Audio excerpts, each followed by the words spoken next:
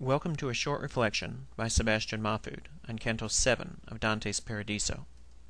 With a Hosanna, the souls of Mercury are gone in a flash, returning to the Empyrean from which they came, and Dante is left with a question based on Justinian's explanation in the preceding canto that Titus, in his destruction of Jerusalem in 70 A.D., was, though a pagan, an instrument of God, like the Babylonians of whom Habakkuk wrote, in visiting upon the Jews a just vengeance for their crime against Christ. Beatrice explains, in short, that man's fall left no way for him to return to God on his own. In order for mankind to experience expiation, human nature had to undergo punishment, and while Christ was being put to death on the cross, what was also being punished was that very human body that his soul had formed, and that very human nature that he, though without sin, assumed.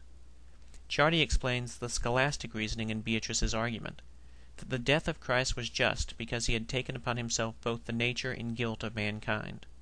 His expiation was just because the sin of his human nature was great. But since he was also a God, the pain inflicted upon his divinity was a sacrilege, and demanded punishment. Hence, Titus's armies destroying Jerusalem. So the crucifixion has a double nature, just as the person of Christ has a double nature. As question evolves into question, Dante's next thought is, why did it have to happen like that at all?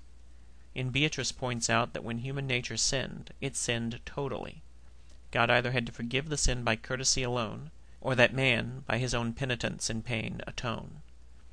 Man, though, is limited, and he could never have made amends on his own. So God had to do it for him, and because he does everything perfectly, went all out, giving even himself born in human form. Now there's a reason for this, too.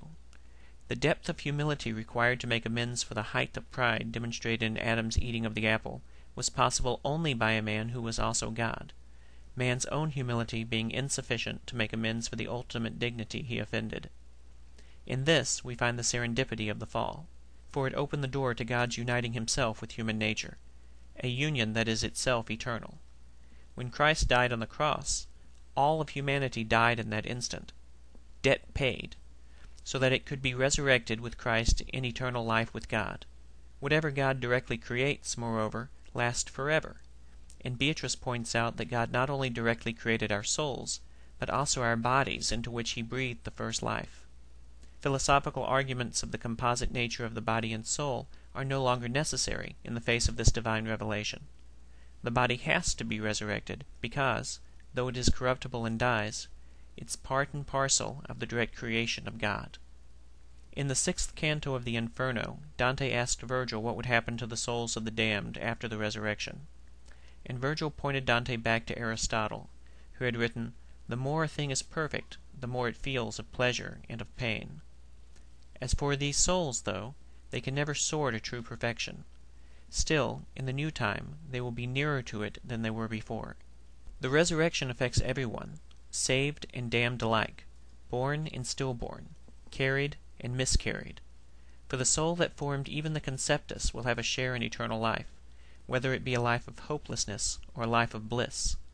There are no exceptions to this, for even the souls of the suicides get their bodies back in Dante's scheme, though they are not allowed to wear them.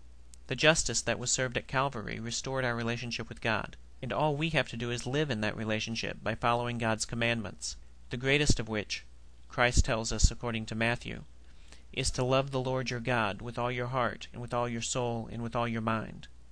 And the second is like it, love your neighbor as yourself. All the law and the prophets hang on these two commandments. That's it, then. That's the broad stroke of the law. The Decalogue and the Beatitudes are footnotes to these two things that explain the how of their what. In fact, the whole relationship seems so simple that it's a wonder any of us could mess it up at all.